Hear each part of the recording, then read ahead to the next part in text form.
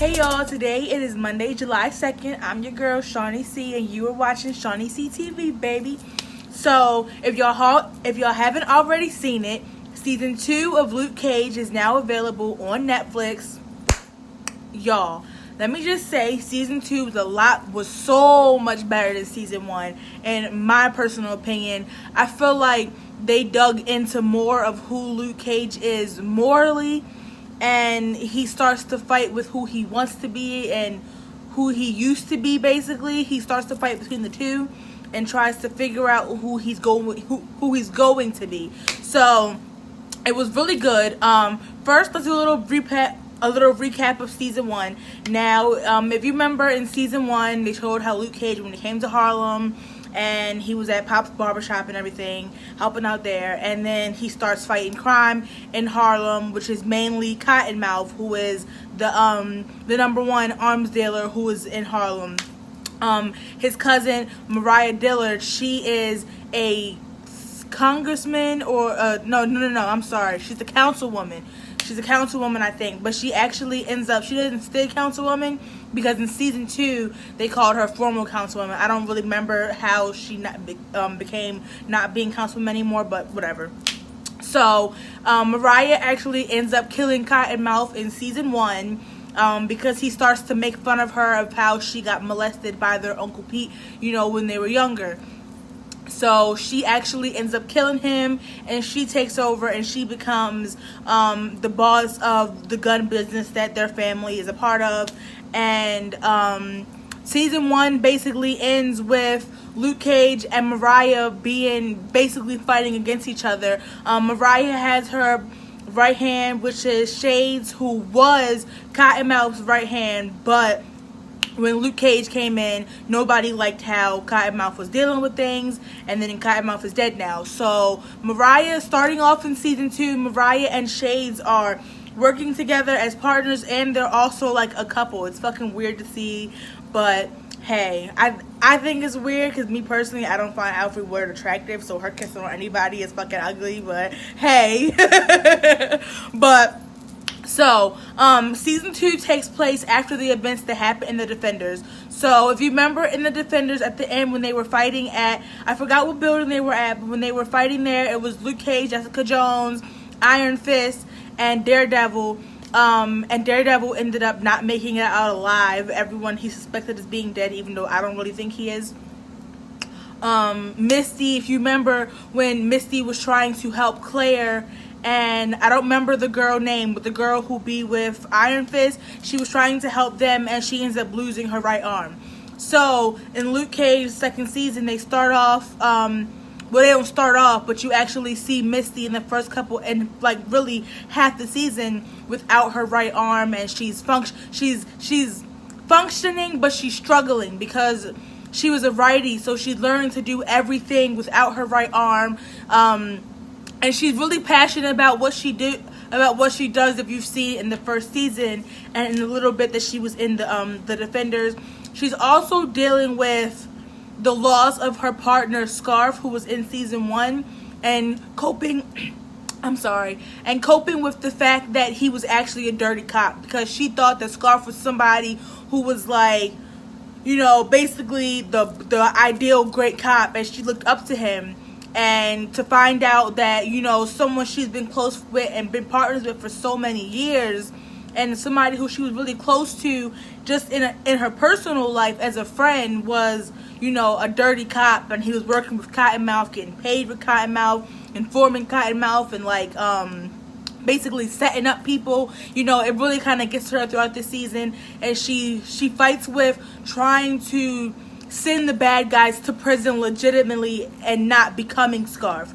So you see her deal with that when it comes up a scene where the guy Cockroach, he ends up getting out of prison because Scarf was dirty, and Scarf was the one who arrested him and planted a gun when he got arrested. So he ends up getting out, and he's back on the streets, and he has some dealings with Mariah Dillard, and he's beating on his girlfriend at the same time, and her girlfriend's son. And Misty is trying to basically put him away, but she has no evidence. So she goes to his house to plant evidence and find out that he's dead. So that's a major part where she gets to, like, she gets a really big reality check because she's really this close to becoming Scarf and playing evidence, but she looks at herself and she's like, I can't do this. And as she backs up, she finds Cockroach's dead body. So it was kind of like it's a good thing she realized it on herself to not do it, but I mean, she would have took it back either way, most likely, when she would have found the dead body. So anyway, let's get into Luke Cage, the character. So in this season of Luke Cage actually reconnected with his father. His father was not in season 1. So him and his father have a really strained relationship. His father, as you saw, his father was in season 1, but they talked about him a little bit. In season 1, if you remember, when Diamondback came back and you find out that Diamondback was actually Luke Cage's brother, his half-brother, not just his really good friend from his childhood. And that's when Luke Cage finds out some of the lies that his father held from him and everything like that. Another thing is that when Luke Cage was arrested, when he was in prison before he became Luke Cage, back when he was just Carl Lucas, his father didn't believe that he was innocent for what he was in prison for. And he kept trying to tell his father, like, Dad, I didn't do this. I'm innocent. His father didn't want to believe him. At the same time, Luke Cage's mother got sick with cancer, I think. I don't remember exactly what she was sick with, but she was sick. And his father made the terrible mistake and just the ignorance of blaming his mother's sickness on Luke Cage being in prison. And he didn't want to believe that he was innocent. So they have no contact. They haven't since that day when he was in prison. And in this season, you actually see them talking again. They really try to reconnect. In most of the season, up until probably about the 9th episode, I think, or the 10th episode, Luke Cage is really struggling with coming to talk with his father. He doesn't want to do it. He feels like, I have nothing to say with this man, what this man did to me, the hurt that he put on me when it was really him who lied all of these years about having an affair. You know, he had a lot of built-up animosity against his father, and you see that take place. At the same time, Claire is trying to tell him to work things out because you don't want to have that strained relationship with your loved ones, because what if something happens and you can't go back, you can't take time back and take the time to apologize if they're gone one day. So Claire was trying to get him to open up about his father and to come and talk to his father, but he really wasn't with it. Him and Claire got into it really big. Claire felt like he was basically becoming Daredevil, and in that sense, she's basically saying that she was saying that he was becoming Matt Murdock because he couldn't stop being a vigilante. Like, it was to the point where he was like looking forward to this stuff by the end of the day. And even though Luke Cage, as the hero, may not have seen it that way, other people will see it that way. And I saw it. I saw a lot of Daredevil in Luke Cage this season, simply because if you remember in season 2 of Daredevil, even though Matt Murdock is a lawyer by day and he's Daredevil by night, you can be a hero doing both things. But he would take off being the lawyer to go fight, like physically fight bad guys being Daredevil. And he would end up so physically injured the next day that he couldn't be the good guy legally by being the lawyer. So you see Luke Cage dealing with the same things. Like I said, he starts basically, I don't want to say he's looking for the trouble, but then again, he kind of is. You know, he puts on his hood, he walks around, and in this season, it's like he's a celebrity and people are following him. They have like this app where anytime someone takes a picture or records Luke Cage, anyone can find him basically where the last time someone saw him at on the app. So basically, he was like taunting people on the app, like, I'm Luke Cage, you can't kill me, you can't blow me up, you can't shoot me, like, if you want to fight me, here I am. So doing stuff like that, you're giving the bad guys motive and you're amping them up to do even more things, because by the end of the day, everyone knows that Luke Cage is bulletproof. They're going to find other ways to hurt him, which they kind of did. They tried to go after Claire, and they tried to go after his father. So it's like, you can't keep taunting out there that you're invincible, because even the person who's invincible, there's always something to hurt them. So I just feel like, Claire had a really good point, and Claire ended up leaving halfway through the season. She went to go live with her mother, and she basically just took a little break from Luke Cage for a while, let him think about everything. So hopefully they fucking better get together in season 3, because I really like Claire and Luke Cage together. But anyway, more into this Luke Cage and Mariah Dillard beef that's going on. So in this season, in the very beginning, Mariah is trying to she's trying to legitimize everything. All of her money, she's trying to legitimize it. So she has 3 potential buyers that she's trying to sell the gun business to. It's the Dominican gangster who his name is Arturo. It's the Jamaican named Nigel, and then Cockroach, which I told you guys about. She wants to go with Arturo, but the plans fall through, and then she ends up having to sell to Nigel, which is the Jamaicans. Now, at this time, Nigel has been killed and Bushmaster has popped up. Now, Bushmaster is number 2 enemy of this season. I would say number 1, but at the end of the day, Mariah is still number 1 enemy on this season. She just is. Because at the end, no matter what happens at the whole season, Bushmaster and Luke Cage end up just agreeing to disagree by the end of the season. So Bushmaster comes in, and he really has some long-term beef with Mariah. Some stuff happened with their family. Now, Mariah's grandfather, who started the Paradise in Harlem Club, which is, where a lot of the scenes that Mariah's in takes place in, her grandfather and Bushmaster's grandfather actually started that together. I'm sorry, her grandfather and Bushmaster's father started that place together. Now, Mariah's grandfather, I'm sorry, I'm getting confused. Her grandfather decided he wanted to be greedy and cut Bushmaster's father out of the deal. So they killed him. When Bushmaster's mother found out, her name was Gwen. When Gwen found out about what was going on and she wanted her cut, she brought her lawyers. Mom Mabel, who is Mariah's grandmother, she wasn't with the shits, and she basically killed Gwen. She set fire to their home in Jamaica, and when they woke up, they saw the fire, and Gwen sent Bushmaster off to run, and he's basically coming back Harlem all of these years later to get revenge on his family for what the Stokes have done to his family.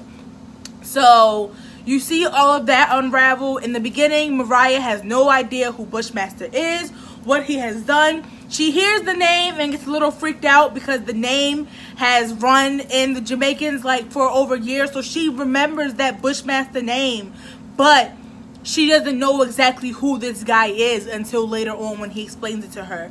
Now, some really crazy shit goes on between them. Mariah, she ends up slaughtering Bushmaster's entire family at his aunt's restaurant. His aunt was the only person who made it out alive, and she actually ends up taking Bushmaster back to Jamaica so that they can bury her husband, which is Bushmaster's uncle. That shit was really crazy. I was not expecting that to happen. That was one of the craziest scenes of the whole show. Season 1 and season 2, because I understand that these are supposed to be gangsters and they're going through what they're going through, but I knew Mariah was a killer because of the way she brutally killed Cottonmouth in the first season. But the way she lit that man on fire and let him burn alive, and then he was taking too long to die, so she shot him in the head. That shit was just crazy. I'm sorry, it really was. Mariah's daughter actually appears in this season. I'm sorry, I do not remember. Candace. Her name's Candace. Yes, I did not remember what her name was at first.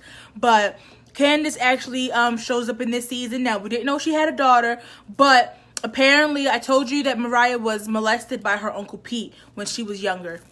So Mariah had a daughter by her Uncle Pete, and the family sent her away because they knew that she was a product of incest and rape. So they sent her away to live with other people in their families, and Candace and Mariah have never had a good relationship apparently over the years of her living. Now Candace, she owns I don't know what to call it. She has this shop called Mother's Touch, where she gives out basically home remedies for sicknesses and illnesses, like herbal home remedies. So that's where Bushmaster goes. He ends up going there to get this this herb called Nightshade that's from Jamaica, and he mixes that with other ingredients, and he uses that to help him fight against Luke Cage. It helps him heal from bullet wounds, any type of really skin penetrating wounds and stuff like that. And nobody for a while knows how Bushmaster has these abilities. They know that he's not they know that he's not bulletproof like Luke Cage is, because the bullets aren't bouncing off him. They're just sitting in his skin. So clearly something else is on. Later on, Candace ends up putting two and two together by reading through old recipes for stuff like that, and she ends up figuring it out and telling Luke Cage and her mother about it. And you'll see all of that when you watch it. So by the end of the show, Mariah ends up dying because Candace is like, I'm sick of this bitch shit. She finds out basically all of the terrible things that her mother has done, and then her and her mother actually have a really, really bad talk where Mariah explains to her why she wasn't in her life, which is when we find out that Candace was a product of rape and incest. And it's a very emotional scene, because it's fucked up that I understand like not wanting to have a child in your life that was a product of rape, but you don't have to look that child in the face and tell them that you never loved them, that you hate them. Like, it's not their fault. They did not ask to be here. They did not ask to be a product of incest and rape. Like, I'm sure that hurts her just like it's hurting Mariah, like, to find out that the father you thought was your father all of these years is not, and your fucking uncle is. Like, that's a lot to take in. So Mariah was very harsh, like she fucking always is. She just doesn't give a fuck, and she's real fucking ignorant. But anyway, Candace ends up making some type of home remedy with these with her herbs that she uses, and Mariah is actually locked up by the end of the season. So she thinks that she wants to go see her mother, and she know what she doing. She know her mother be lying. So she tested her mother. She ends up giving her mother something to drink or something. I don't really know how she delivers it to her, but I know that she ends up like having a heart attack or something. She ends up passing out, coughing up blood and stuff, and she dies. So when she dies, Mariah surprisingly leaves Paradise in Harlem to Luke Cage. And Candace was mad surprised. So the season basically ends with Luke Cage being in charge of Paradise in Harlem, and he's sitting on the desk where Mariah and Cottonmouth have been at, and he's basically looking like he's the new boss in town. And DW, the boy that he usually be with at Pop's barbershop, he doesn't like that Luke Cage is taking on this position, and he doesn't feel like Luke Cage should be staying at Pop's barbershop anymore, because we all know that Pop's is it's Switzerland. Like, Pops is where you go when it's Switzerland. Like, you're not supposed to go there for no trouble. So going into season 3, I think shit's gonna get real crazy, because even at the end, Misty was looking at Luke crazy, because she was like, I can't believe you did all of this to protect Harlem, and now you're sitting in the same spot that your two biggest enemies were, which is Cottonmouth and Mariah. Like, how could you do that? And then another thing is, I don't know what happened between him and Claire, even though I want him and Claire to get together. Once Claire finds out that Luke has taken over Harlem, Paradise in Harlem, once Claire finds out, she is not going to be with the shits whatsoever. She gonna dig all the way up in Luke's ass. I fucking love Misty. She ends up getting a bionic arm from Randy, what's his name? Iron Fist. She ends up getting an arm from Iron Fist, and that helps her a lot through the rest of the season. She gets some really strong abilities with it. So she was kind of like more of Luke Cage's sidekick in this season, a lot more than she was in the first season. but you also see her, like I said, still dealing with her personal problems. And yeah, I think that's it. This season was just really fucking good. So, oh, one more thing. So when Luke Cage took over Paradise in Harlem, Candace really wanted that place because she's really into music and all of that. So Candace was livid. So now I feel like Candace is going to be enemy in season 3. If you saw her face and just how angry she was so enraged, and she just got up and walked away. I feel like Candace is going to come back in season 3 and try to take what is rightfully hers because of who her mother is and because she is a Dillard / Stokes. So, let's see, y'all. I mean, that's all we can do is just wait. Luke Cage is so good. I really hope that season 3 does not take as long as season 2 did. I understand that Netflix has a lot of shows to get out and they gotta get them in with the right rotation, but goddamn, season 1 came out fall 2016. This is summer of 2018. Damn near 2 whole years. Like, they need to speed it up a little bit faster. I'm waiting on season 3 of Daredevil because I know Matt Murdock is not dead. Jessica Jones came out a couple months ago. Y'all should definitely go watch that and my review on it. And y'all should ask. I want to watch Iron Fist. I heard it was, it seemed kind of stupid, but from seeing Iron Man, from seeing the Iron Fist on the Defenders and on this season of Luke Cage, I actually think I will check it out. So I'll let you guys know how it is and if it's worth watching it. But anyway, I hope you all enjoyed this video.